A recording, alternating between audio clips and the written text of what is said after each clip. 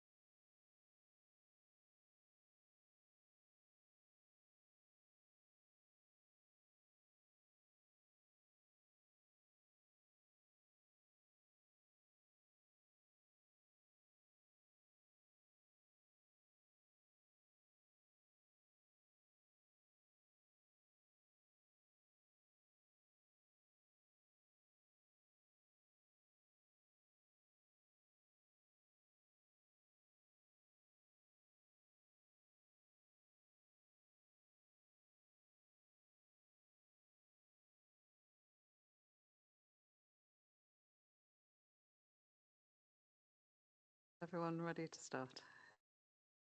Take a deep breath. Good morning, everyone, and welcome.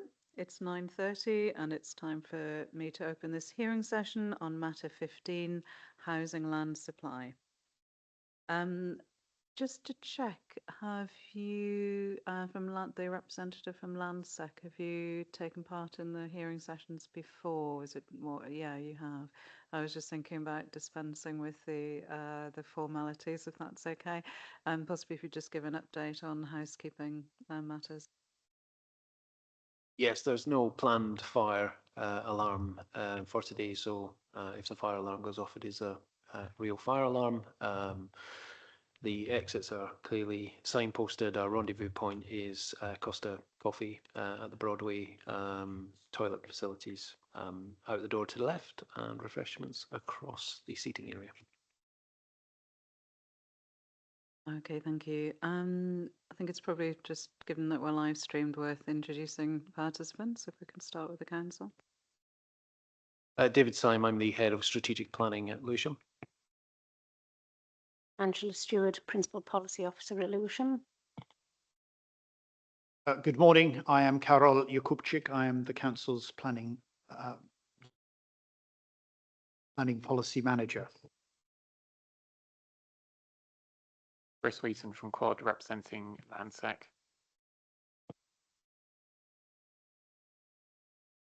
Okay, thank you. I think it's worth just starting off with just a summary of how the site allocation sessions have fed into the housing land supply situation. As we have been going through the various discussions on each site, We've discussed whether the deliveries and timescale of each site is realistic, and there have been amendments to those to the trajectory as we've gone along. The council has been very good in updating that trajectory, and it has now been updated to reflect yesterday's discussion on the west area and the east area. So thank you very much for turning that around quickly. The council also, as a result of discussions at Matter 4, I think it was, in terms of the housing requirement, as a result of the housing delivery test, there was a need to apply a 20% buffer to the housing land supply for the first 5 years, and that had the impact of increasing the housing requirement. But also in that discussion, we looked at the scenario of potentially rolling forward the housing requirement for an extra year to cover the plan period, but also just to cover the eventuality that the plan may not be adopted this financial year. So actually looking at providing a 16-year supply in order to ensure that if the plan is adopted next year, that we have a 15-year supply on adoption. So the council went away and produced various housing requirement scenarios, which are part of the various tables we have before us, which looked at different scenarios of dealing with the backlog, for example, over either a 5-year, 10-year or 15-year period, to look at which option was best and indeed most realistic in terms of addressing the backlog, taking account of the 20% buffer. And I was just going to ask, I think we'll come full circle back to this at the end in terms of, we'll go through and look at the various sources of supply. We'll look at the 5-year supply, and we'll look at the supply over the plan period. I think at the end we can bring it back to a discussion in terms of which of the scenarios is the preferred scenario of the council and why. But I think it may just be worth setting out for participants, and in terms of the live stream participants, just how the council has approached the housing requirement scenarios, and just to give a snapshot of how we've arrived at those figures, and just to take us through the different scenarios, albeit briefly, and then we can come back to it at the end.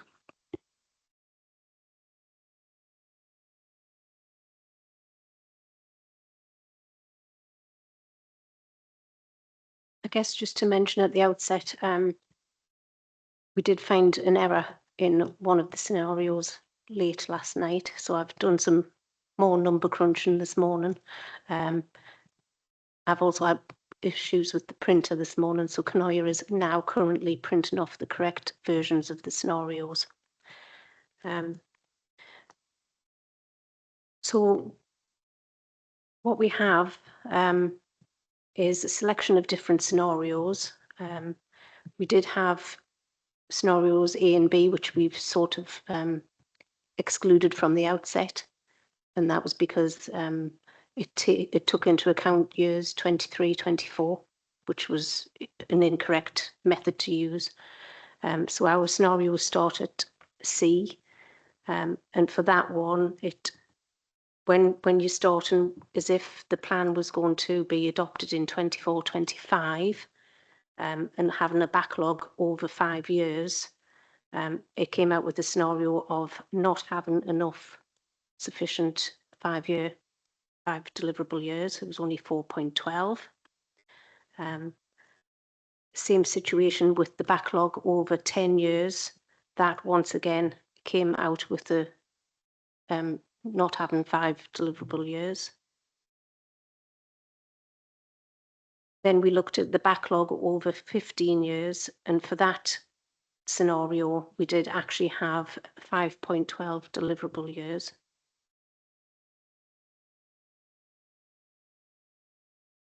And then we looked at scenario F, which looked at the whole of the remainder of the plan period, which was 16 years. And once again, so that was fine. That did have a 5 5-year deliverable supply. We've also looked at different stepped trajectories as well. So reducing down the first 5 years, but making up for the that element within the second 5-year batch. Once again, that came up with a 5-year deliverable supply. And likewise with the step trajectory with the backlog looking over the full 16 years as well. I think we'll come back to other scenarios later on.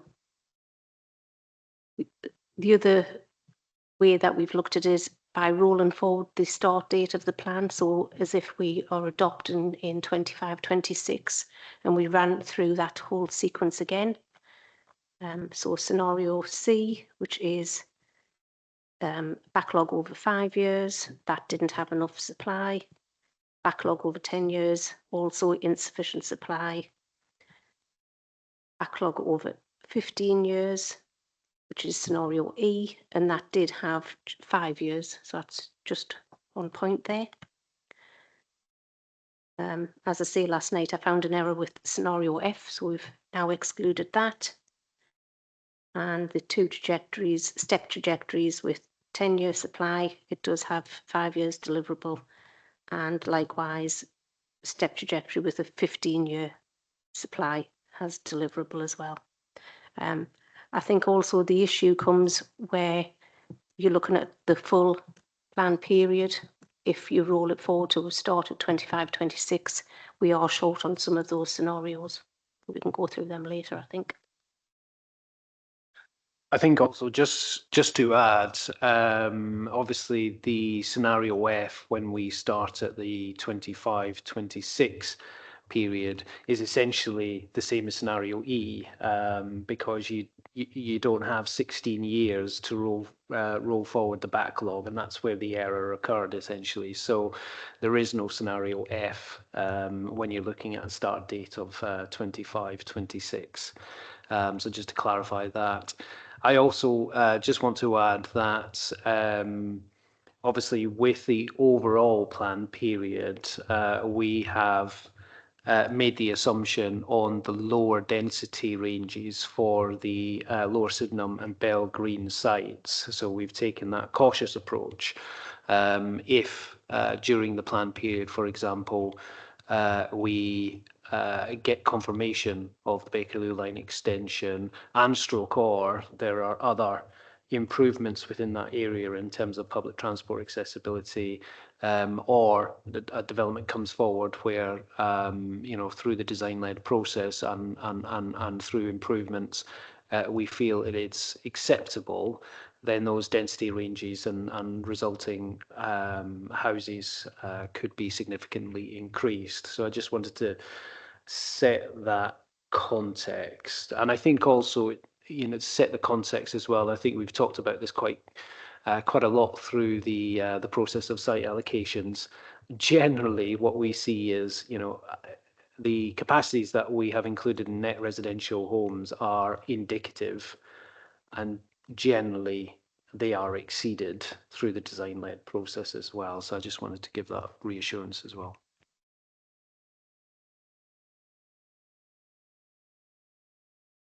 Just to clarify, just looking at the electronic version, there's reference to including additional site with 450 extra units. Can you just explain for participants what that refers to?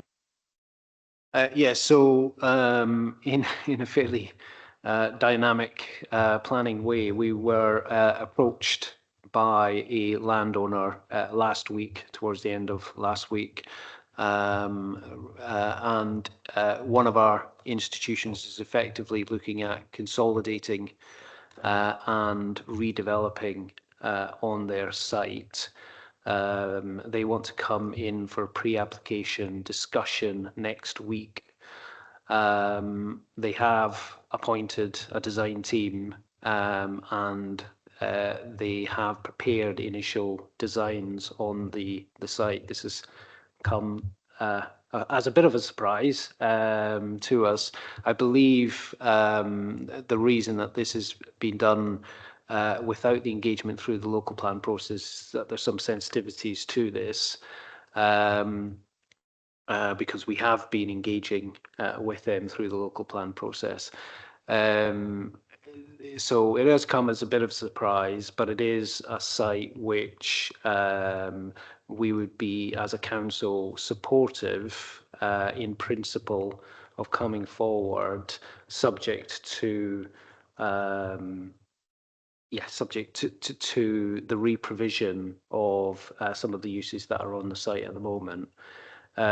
Which is why we've included that within the trajectory as a potential additional capacity of 450. That's the type of or the quantum of development that they are looking at on the Lewisham site. So we've included it within the scenarios. Clearly, as we, again, as a dynamic process, clearly as we get more information, we can firm that up. But we felt it was important to provide that within the trajectory. And given the sensitivities, are you allowed to say where the site is? Not at the moment, but I'm sure, once I speak to the institution, I'm sure we can provide that at a later date. Yes. I mean, looking at the trajectories without that site, there are scenarios which would provide a 5-year land supply without the site, so it's not dependent on that site coming forward, but obviously the inclusion of that site gives more positive outcomes on the other scenarios, so it's worth bearing that in mind.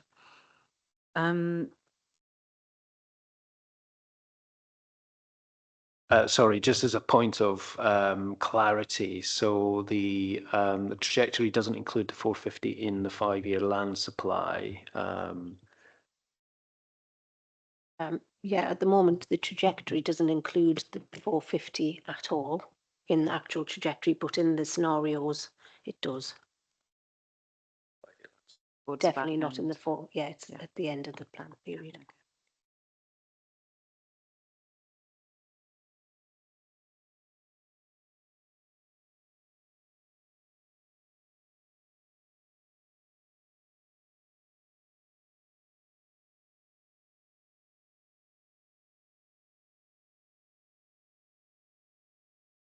You mentioned earlier about scenario F.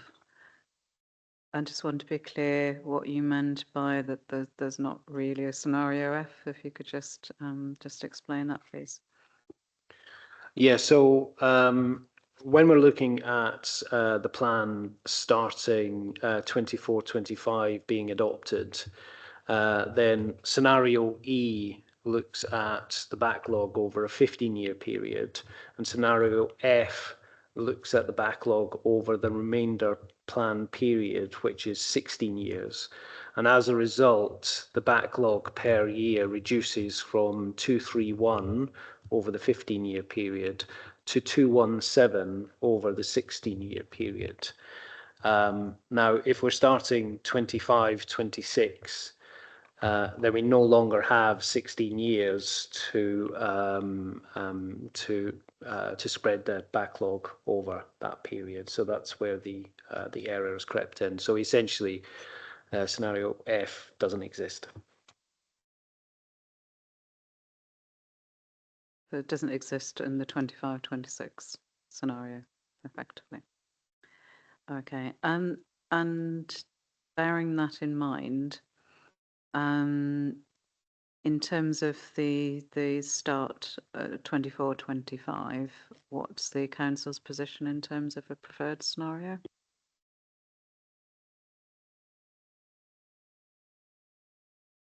I think this has to be kind of caveated with the starting position of obviously this is a dynamic situation, and we haven't had the opportunity to discuss this with senior colleagues or cabinet members. I just start off with that caveat. But obviously, I think it's clear from the testing that we've done that there are limited options, given where we are. And, just to be clear, obviously through this very robust process, we have interrogated the sites, we have heard from participants, we've reviewed the emission sites, of which there are very few. So there doesn't seem to us to be a huge number of options that we can draw on to increase our 5-year land supply plus the 20% buffer. So in that respect and in that context, the options available to the council, we believe, is scenario F, which is effectively the backlog over the plan period. And we've done quite a bit of research in terms of the Liverpool option, and we believe that that is a valid option which has been applied before. There's clear reference to over the plan period. And that would give us a 5-year land supply starting at 24-25 plus meeting our overall demand over the plan period. Then there are a number of step trajectory options which could also be available to the council. Again, it's difficult for me to be absolutely clear without discussing this internally with senior officers and cabinet leads, but scenario F or a step trajectory would be the council's preferred solution. And I think that would generally be applicable as well for the start on 25-26, albeit the scenario E, which includes the backlog over the plan period, is fairly tight in terms of the 5-year land supply and that deliverable years.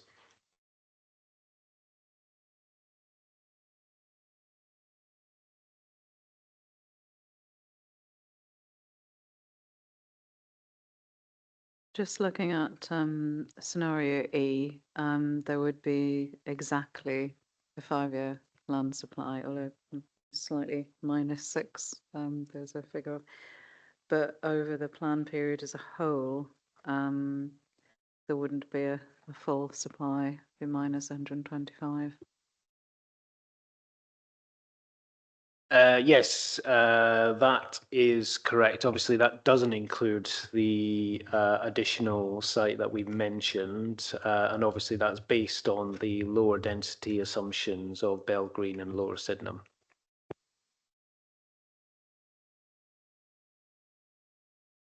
There's potentially some flexibility there, Yes. essentially. Okay, I think that was quite useful just to establish where we are. So I would propose now to go through the various sources of supply on the basis of the updated table. So if you just bear with me, I'll get those tables up.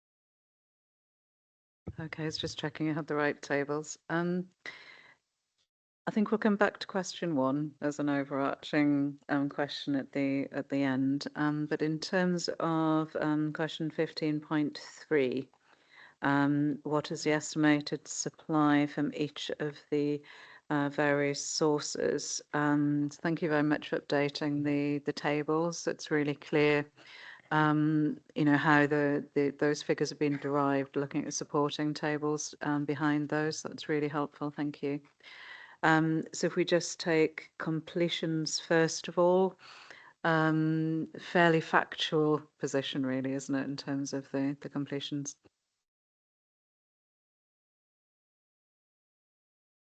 Yes, and also can I just mention that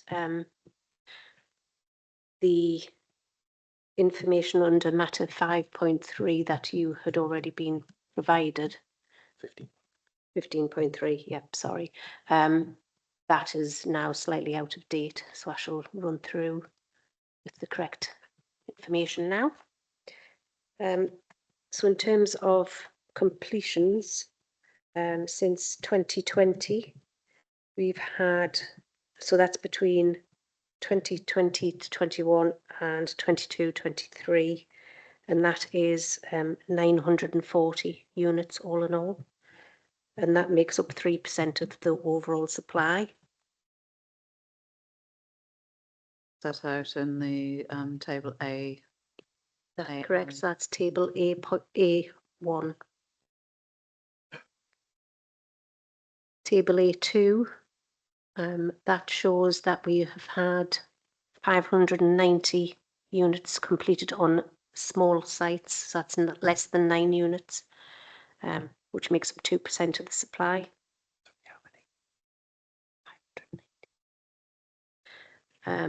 Table 3 shows that we have had, or we're estimating that we will have 113 units on large sites completed in 23-24. That is an estimate because we haven't completed our yearly completion survey for that as yet. And then table A4. Sorry to interrupt. Are those sites under construction but not yet complete? Just to... Yes, they're all nearing completion. Yeah. Okay. No, sorry. Those are ones that we have spoken with the completions officer, and she has said that they will be going in this year's completion survey. And then table A4, and that shows the 379 units to be completed on small sites, and that's 1% of the supply. And that's just in line with the London Plan target that we've been rolling forward.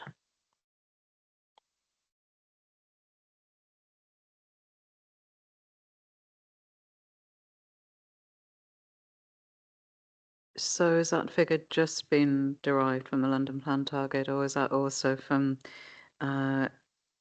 sort of information from the completions officer in terms of what might be coming forward? That is just the London Plan target. They haven't been out and identified all of the small sites as yet. Obviously, the big ones are a lot easier to negotiate and look around. So yeah, we currently don't know what the supply will be for the small sites for 23-24. That study will not be completed until about September time.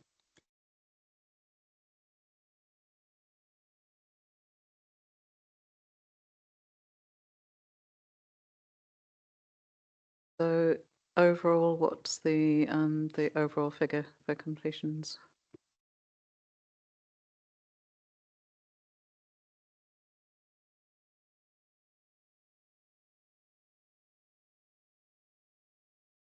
The overall figure is 2,022.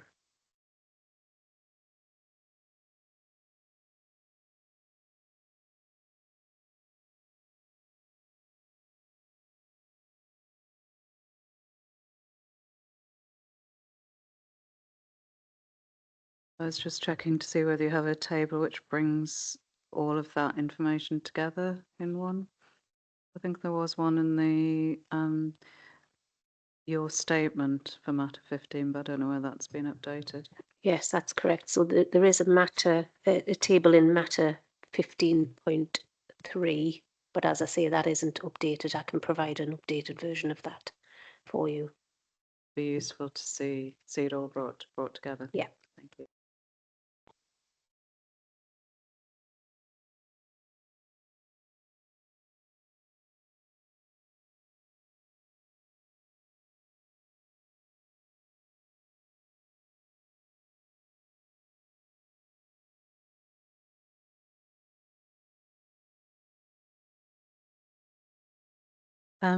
So that's completions.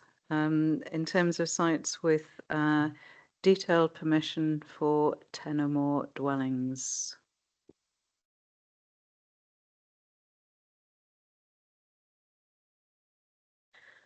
So that information is provided on page 2 of the supply sources of supply spreadsheets, and that is under table B1, and the figure for that is 4,925, and that is 14% of the supply.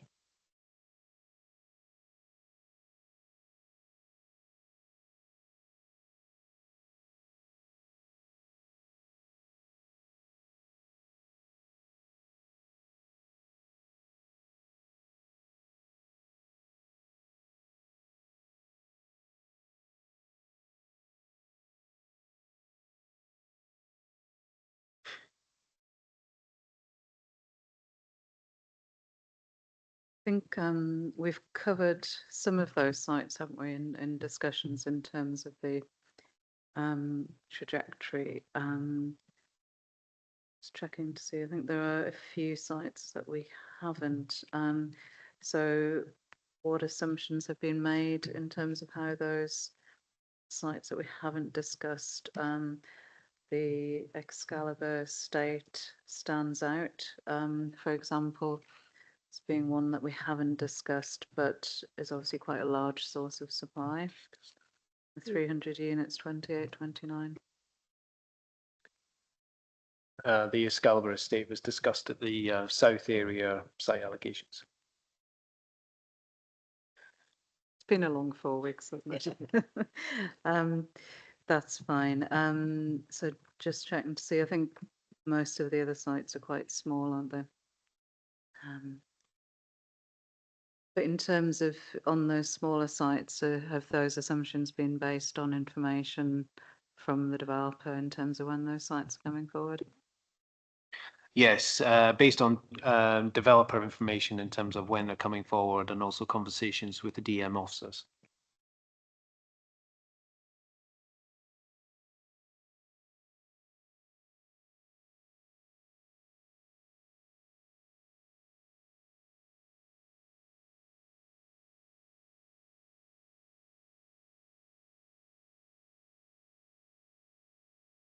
Okay, moving on to sites with outline or detailed planning permission for 9 or less.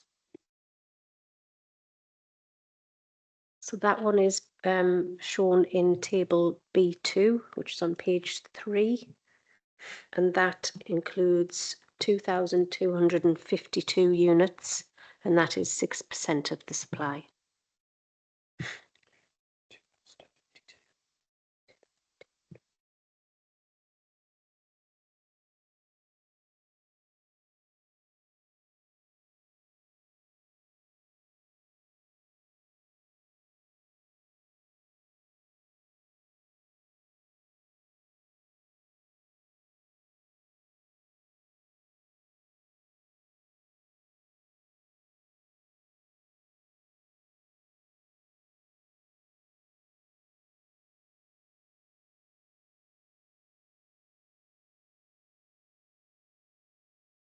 Okay, thank you. Again, I think a number of those sites have been discussed in the site allocation sessions. In terms of the windfall allowance, what I appreciate is kind of coming from the London plan. But in terms of the evidence to support whether that's deliverable or not. What evidence is there to support that figure?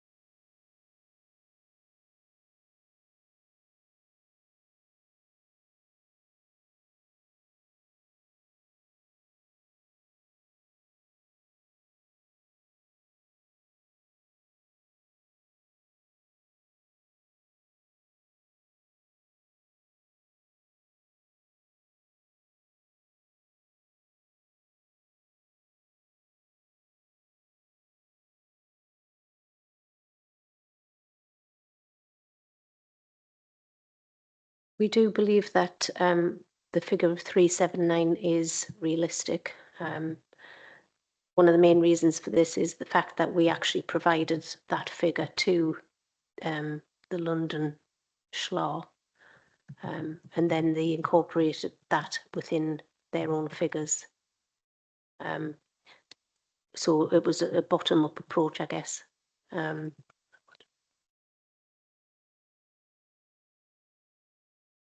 I seem to recall it was an action point to look to provide figures in terms of. I appreciate you've been incredibly busy during the hearing sessions, but I think that was an action point, wasn't it, from matter 4 in terms of just looking at the number of smaller sites that have come forward over the past few years.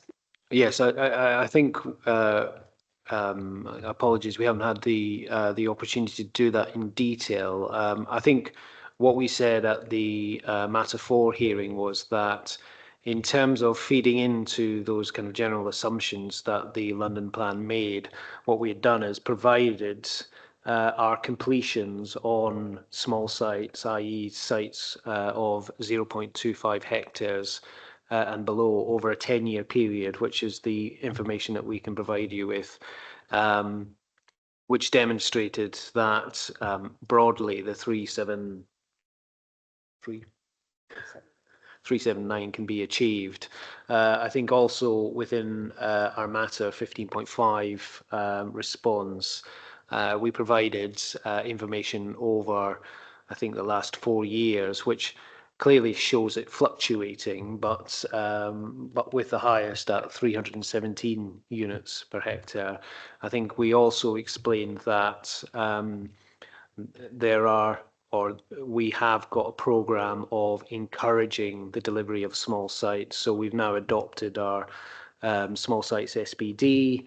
The council is looking at a programme of developing or releasing small site development, which has been taken forward by our housing team. And we're also, through the PropTech Fund, looking at an AI model, developing that at the moment to identify small sites within private ownership, which could then encourage the delivery. So we can definitely get back to you on the information that we provided to the GLA and then provide those kind of 4 or 5 years since then to give you a sense of what the delivery of small sites were through those periods. Just for the inspector's benefit and hopefully help, that action appears under Matter 5 and it's Action 22, if I'm understanding the action correctly. Thank you.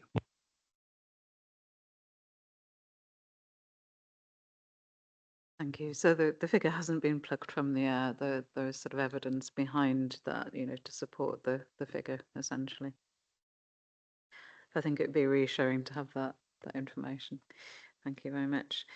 So other sites with outline planning permission for 10 or more dwellings?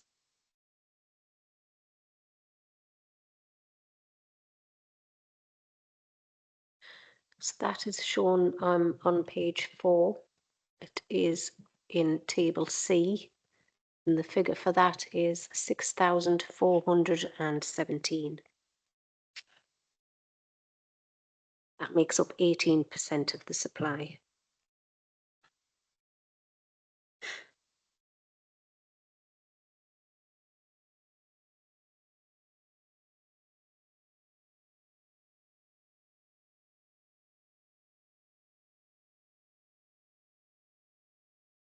And again, we've discussed the delivery of those sites in the site allocation sessions.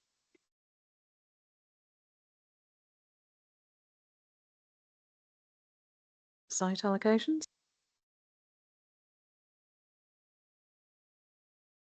I think I've missed the sites with detailed reserved or outline permission less than 9 units.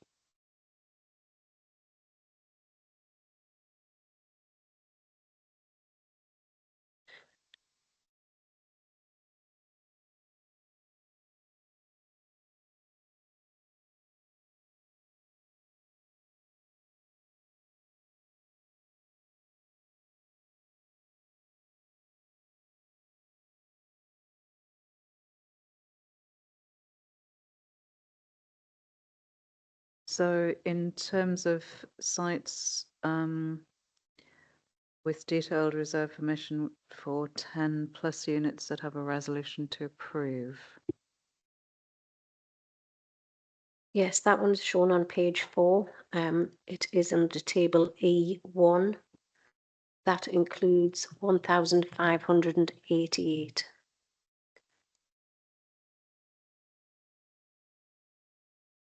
And that is 5% of the supply. So that includes resolutions to approve and also a big scheme where the Section 106 is just about to be signed.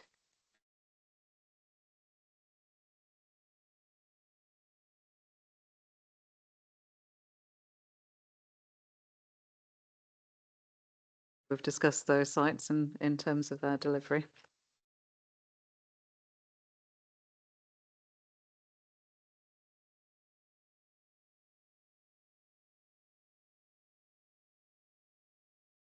And in terms of table B2, sites with detailed reserve permission yet to start construction with 10 or more units.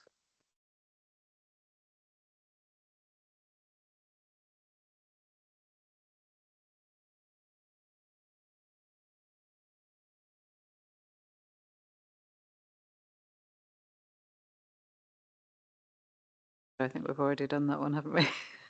So it's just looking at these tables are fresh. Right.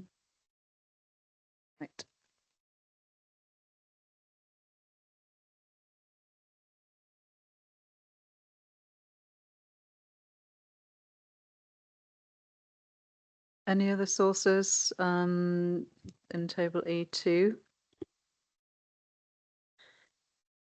Yes, so table E2 shows 315 units, which is 1% of the overall supply. That is a bit of an anomaly, really. It's not normally that case. Obviously, we normally do have a lot more planning applications in. But just at this current time, it's a case that we've got lots of pre-apps, which will be coming into the system.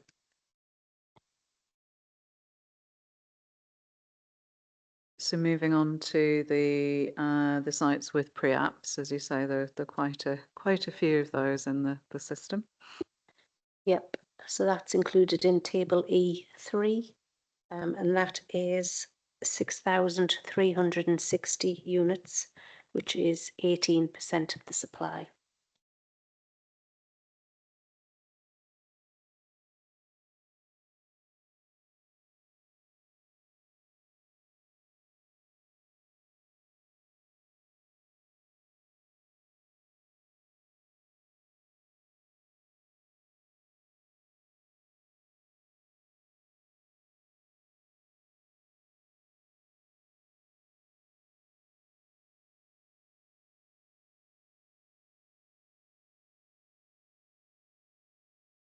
So there are a few of those sites which we haven't touched on there because those are not allocations. What assumptions have been made for those? They appear to have been put mainly in year 5.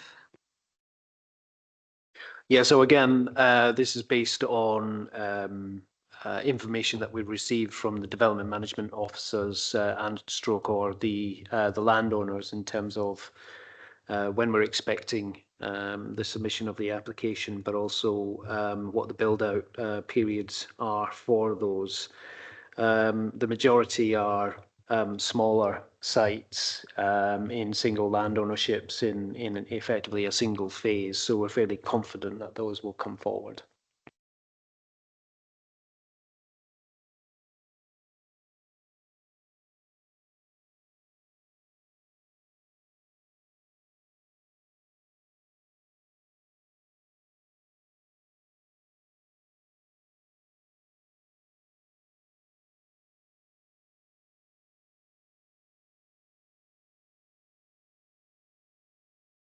In terms of site allocations, you've broken those down into sites carried forward from previous local plans and those identified in master plan studies. What's the outcome of that? So those carried forward from the adopted plans are shown in table F1. That includes 2,090, and that is 6% of the supply. Those are all phased towards the back end of the plan. And table F2 shows those sites which have been considered in master plan studies. So that includes Catford Town Centre framework and also the A21 framework, development framework. And for that, there is 999 units, which is 3% of the supply.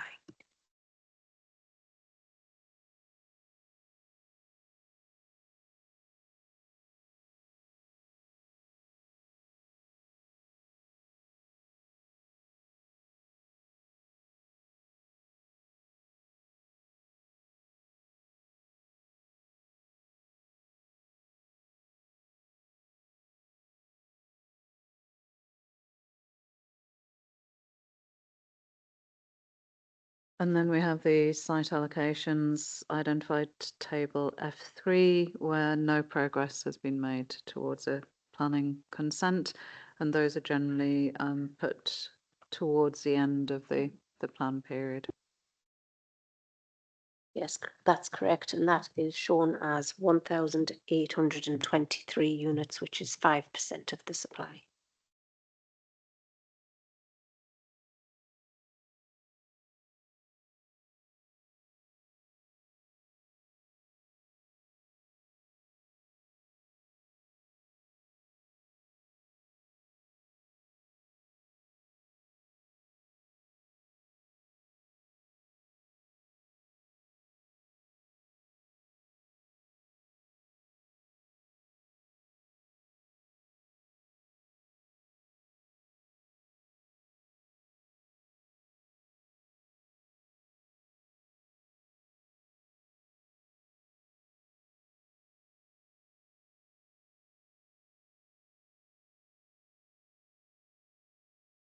Just looking at that last table, small site windfalls with the 379, is there some duplication with table D, sites with detailed reserve or outline permission of less than 9 units? Because there's that 379 figure carried forward there. Just wondered whether has it been double counted? No, it's shown separately in table D, but underneath there is a note that says those have not been counted within the overall table, which is in matter 15.3. Because yes, indeed, it would be a double count. You had me worried there for a moment. Brilliant, thank you. So the various sources of supply identified in the spreadsheets, and those have carried forward through to the housing trajectory. Just in terms of the housing trajectory, and how looking at the annual proposed completion figures, how does that compare to previous annual completions? And would the proposed trajectory be realistic in that sense? You know, is there capacity, for example, within the house building industry to support the what would be, you know, projected increase in housing delivery?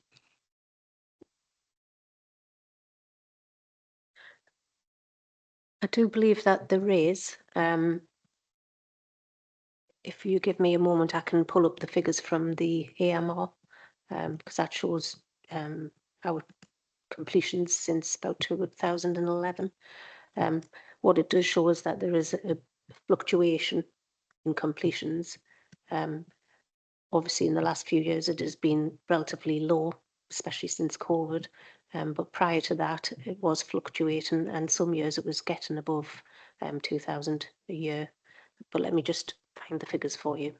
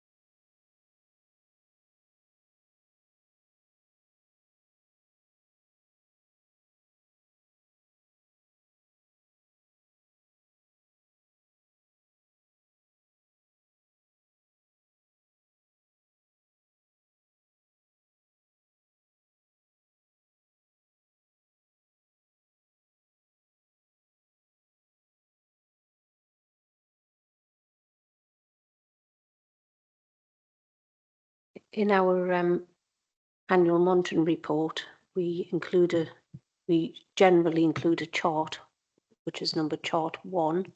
The latest version from the 21-22 AMR shows that since 2011, there has been there has been 6 years where we have exceeded 1,500 units. 1 year where we were almost at 2,000 units.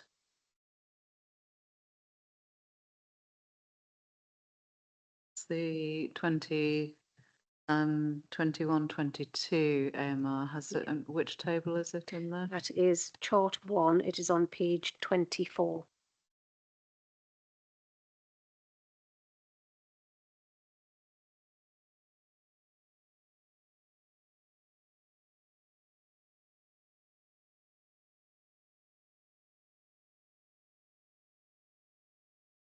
Yeah, we might have had figures on there.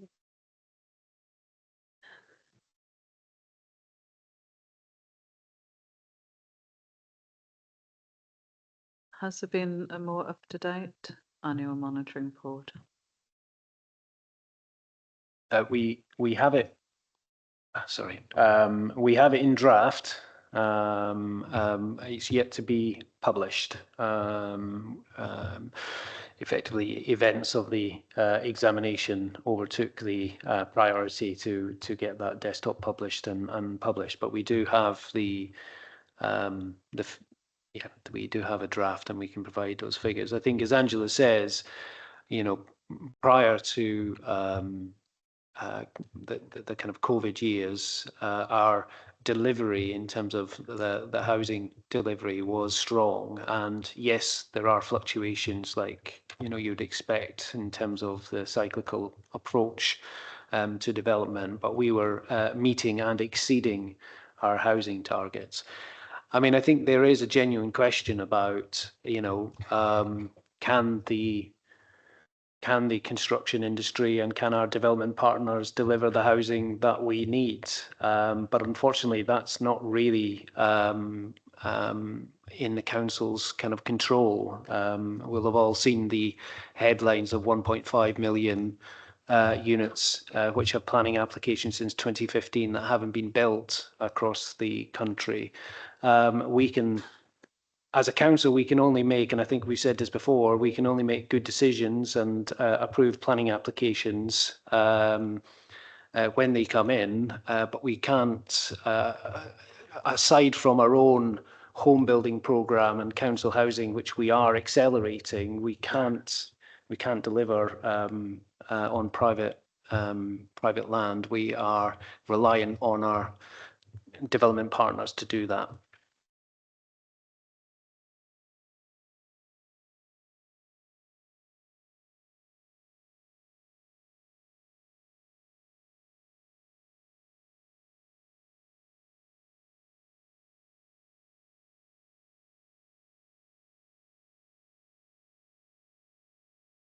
I think it would be helpful to have an up-to-date picture incorporating the last couple of years in terms of the annual completion rate. So if that could be submitted, that would be really helpful.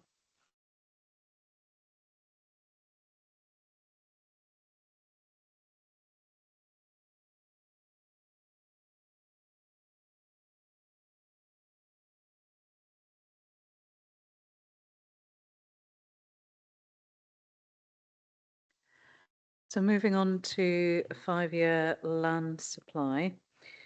As we've already discussed, due to the housing delivery test, there's a need to provide a 20% buffer.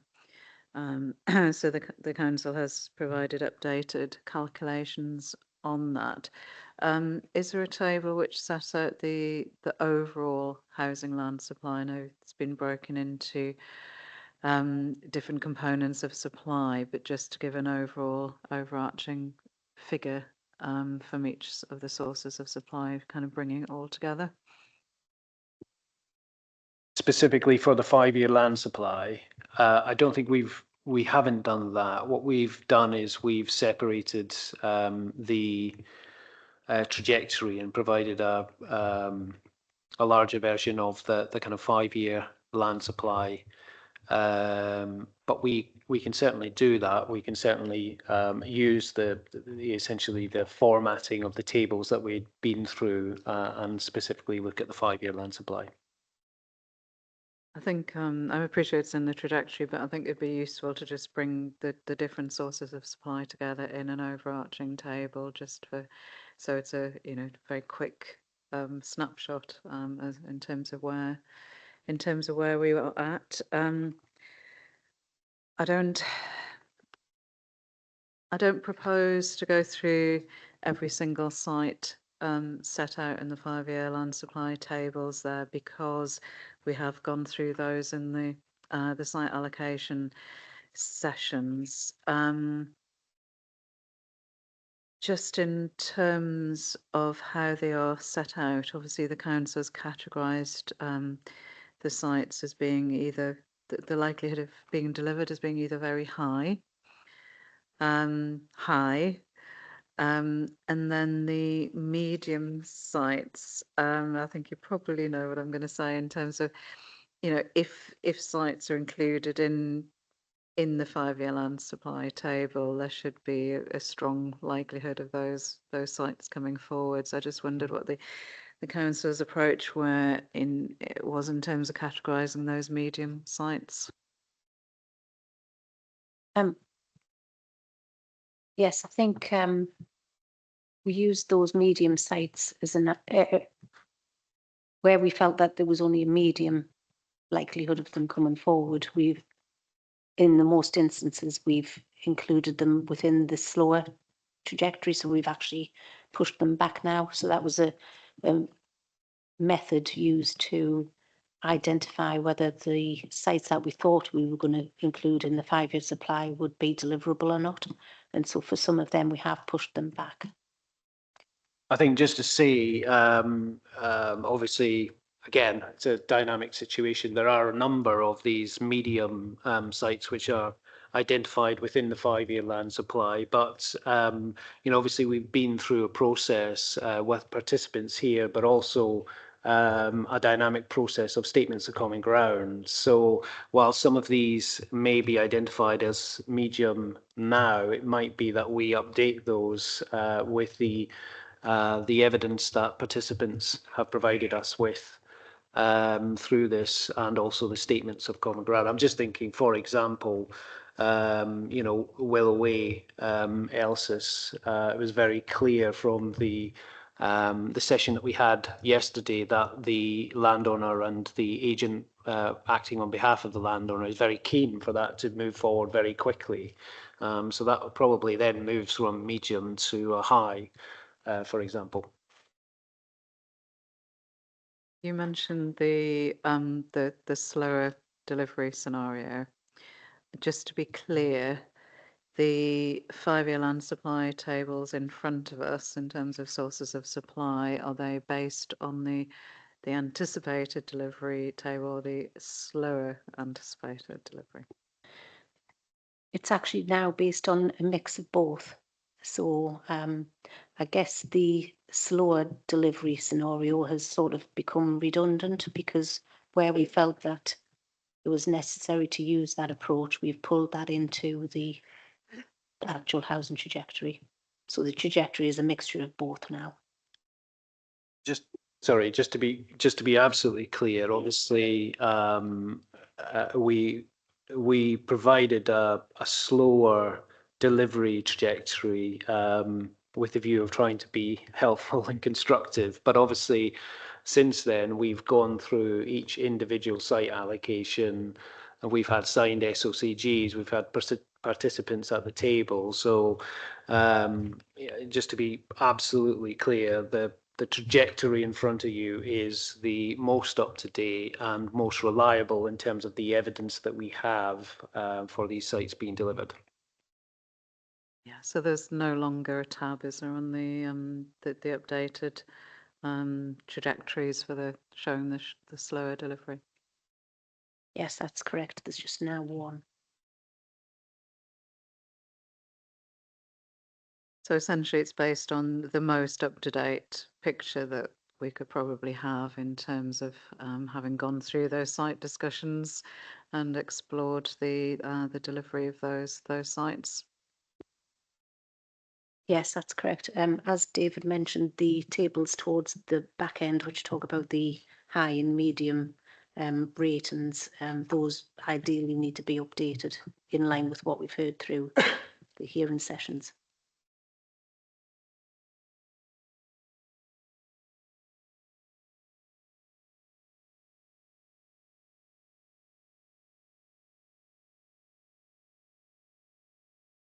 So just looking back at my questions, can the submitted local plan demonstrate deliverable 5-year supply of housing land at adoption?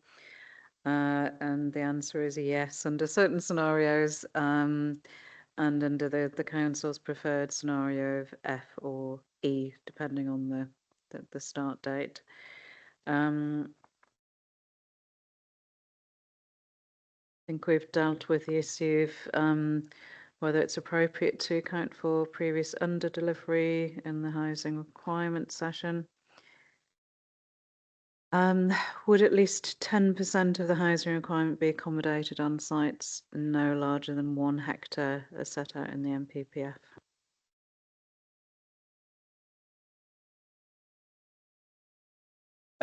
Yes, the answer is yes. Obviously, there is a sort of slight confusion with the definition of small sites, as the NPPF categorise small sites as 1 hectares, whereas the London Plan categorises small sites as 0.25 hectares. But Angela's provided figures in response to that, which effectively brings in our London Plan small sites target, which is the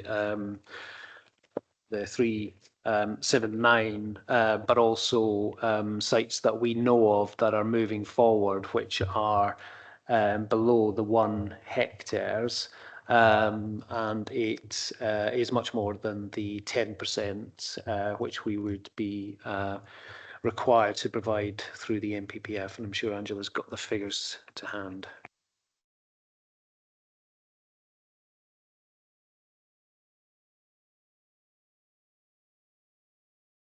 Yes, so within the housing trajectory, 25% of the sites are on sites which are, sorry, 25% of the 5-year requirement are on sites which are 1 hectare or less. This rises to 42% if you include the small site windfalls. In terms of the full 15-year housing requirement, it's 13%. For the 16-year, so that's the full plan period, it is 15%. And those rise to 32 and 35% if you include the small site windfalls. So a significant proportion of our supply is from smaller sites.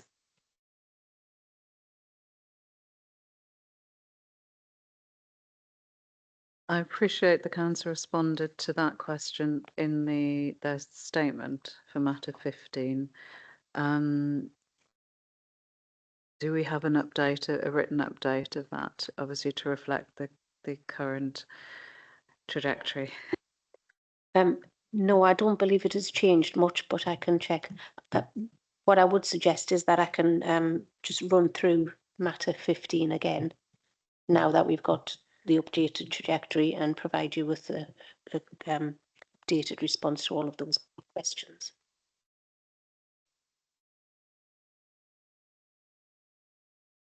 I think that would be really, really, really helpful.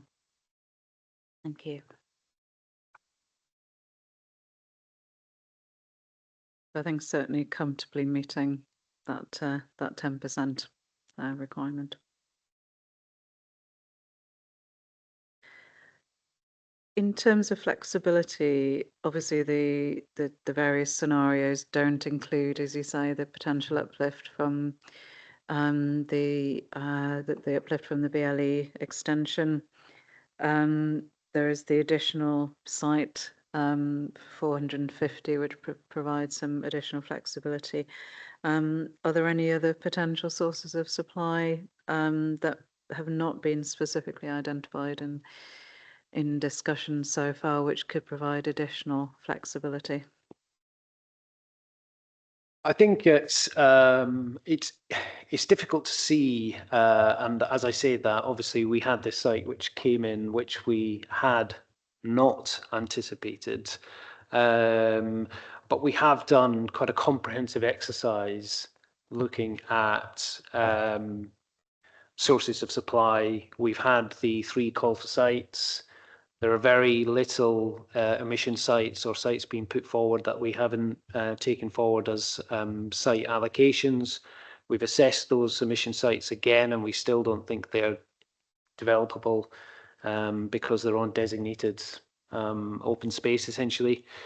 So, and again, you know, I know we've made reference to this no stone left unturned, but we have you know, literally gone round the borough looking at where we could accommodate development, whether that's employment co-location, whether that's retail and car parks, commercial units and car park, and those are all in there and are all in the plan essentially. There isn't that much less left that we can see, and there's no sources of supply that we can easily identify and say that those would come forward in the future for development. And obviously, looking at the 25-26 start date and scenario E, it is tight, isn't it? But that doesn't take into account the potential uplift. And as you say, I think in terms of sites coming forward, they may come forward at slightly higher densities than indicated. And I think the council's taken a cautious approach. Is that fair to say in terms of the site capacities? I think obviously the London plan and the London SLA densities where we've taken the calculations, that was a significant step change in terms of density uplift. And for sites which are well connected, we're looking at 355 to 450 dwellings per hectare. That is dense development. That is, very dense development mixed in with tall buildings. Now, obviously, we've taken councillors through those assumptions, and we've taken the general public through those assumptions, and we have focused those in areas that we think are appropriate, which is brings us on to our spatial strategy. We do know that, particularly those kind of mid-density sites, that there will be developers trying to push those, and no doubt, through the design-led process, there will be an uplift. We did some analysis a few years back on this and demonstrated that, generally speaking, in terms of our site allocations, there's around about 20% uplift, 20 to 30% uplift, but that was based on previous density assumptions within the local plan. So yes, I think you're right. We will see an uplift, and in the kind of net residential units, and no doubt we will see windfall sites coming forward. And then obviously we do have the Belgreen Lower Sydenham collection of sites, which are sizable in terms of their size and capacity, which we fully anticipate coming forward with an uplift in the future. And I think in terms of the timing of that, and obviously we're looking, to years 39, 40, I think, as we heard, we should have a degree of certainty relatively soon on the BLE. I say relatively soon, relative to a kind of 15-year period. But if we do get certainty in 28, 29, 29, 30 about whether the BLE is coming or not, then there is an approach that the council can take to those sites, and a master plan led process, which no doubt, I have absolutely no doubt, will result in a kind of uplifting capacity within those sites.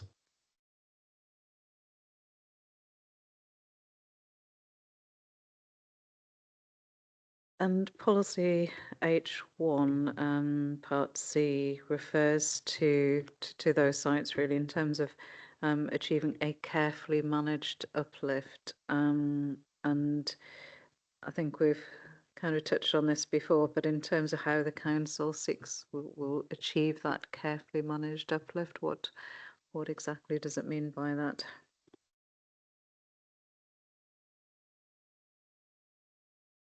Well, I think on the larger sites, it is about, through the development management process, considering the constraints and the impact of development. I think we are well versed in doing this, and working with our development partners to get the most appropriate solution, design-led solution on the site, looking at the constraints. So I think that's where the careful managed uplift.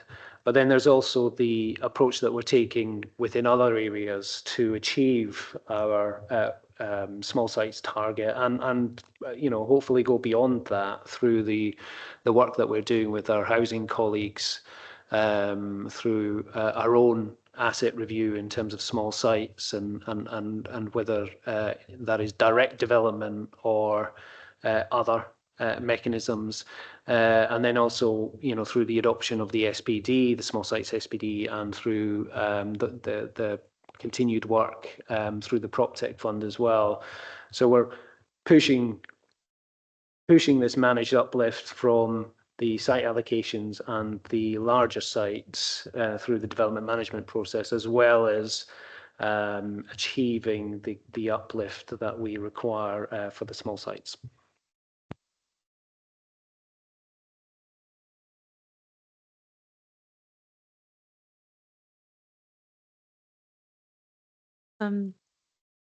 Just looking at question 15.11, I think in terms of the broad assumptions between the scale and timing of supply and annual rates of delivery, probably touched on that in terms of the, we've actually gone through each site really, haven't we, in terms of looking at the most realistic scenario for bringing that forward.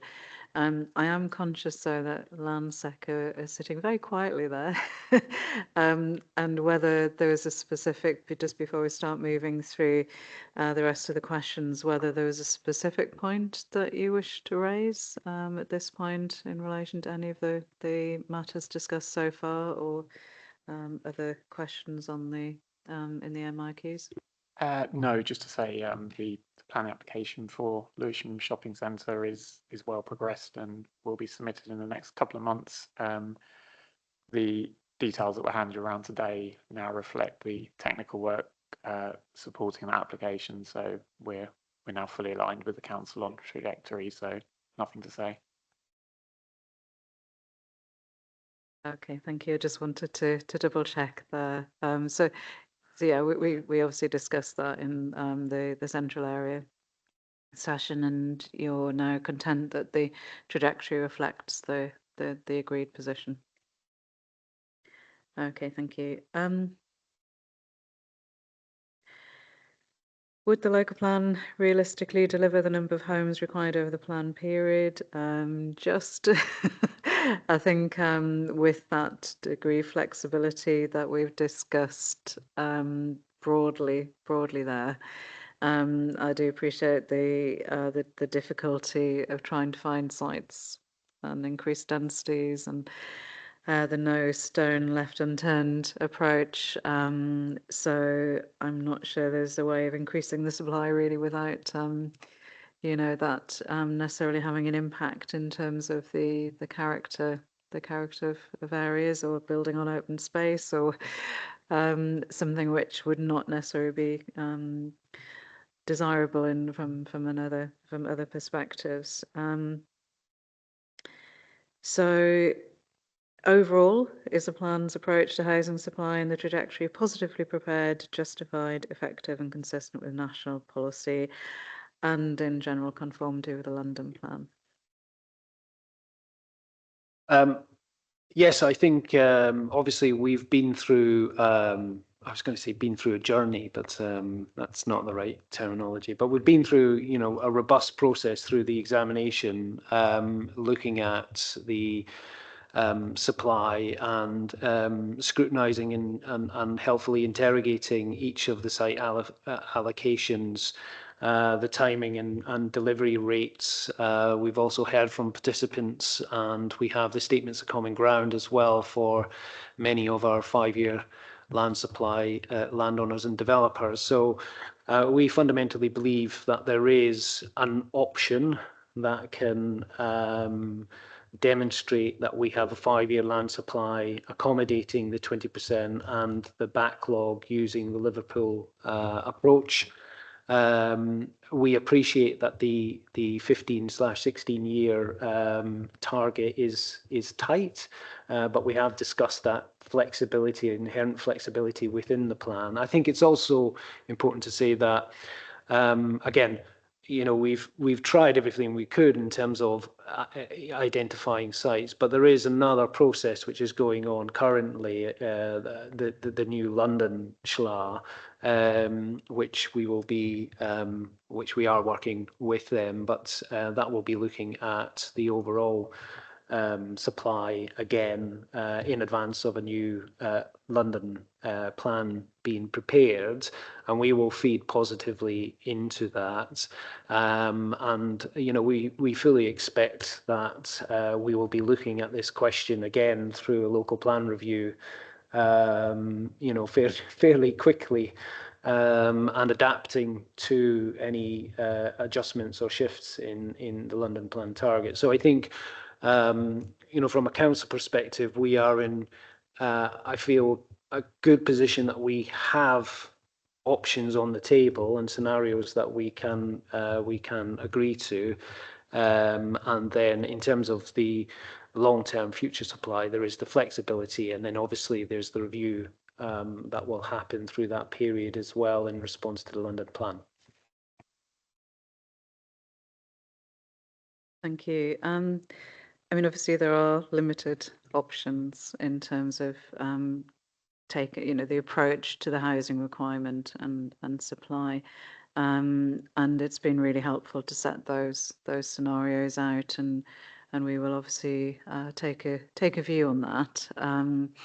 But you know, really thank you so much for all of the work that's gone into the housing figures. I think it's made today's session so much easier.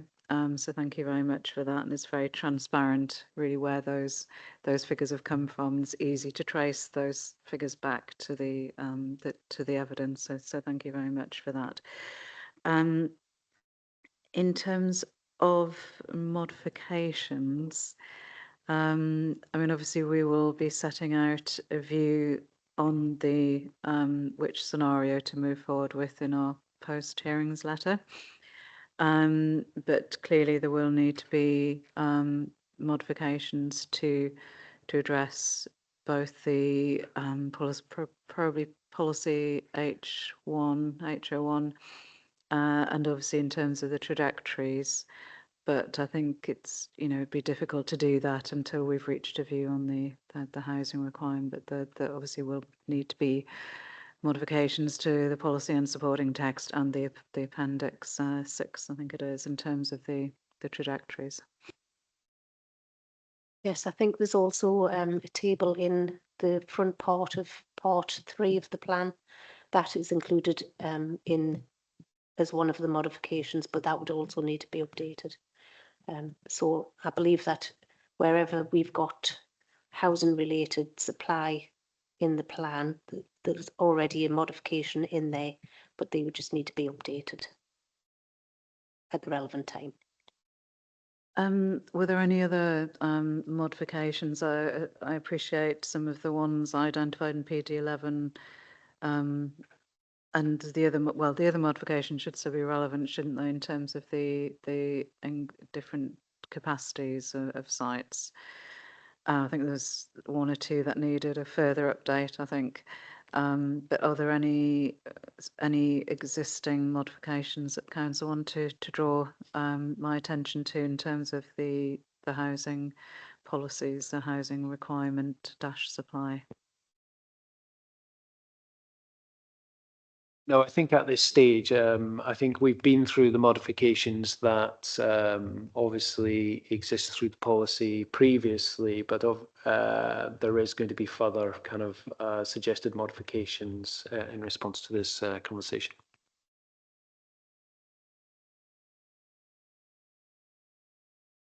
Sorry, just to say that I do believe that the majority of the modifications for the site capacities and the timescales within the existing PD 11 and the addendum are aligned with the housing trajectory as it stands now.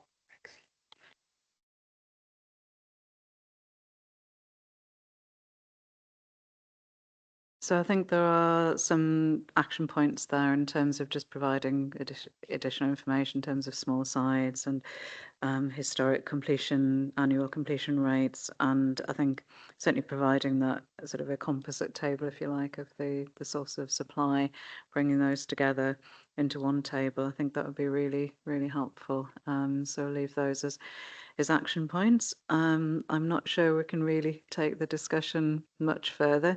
I think it has been a relatively short session. Thank you, largely due to the efforts of the council in bringing together those figures. So thank you for being very responsive from that point of view. We shall adjourn until 2 o'clock, where we are considering viability. Thank you very much.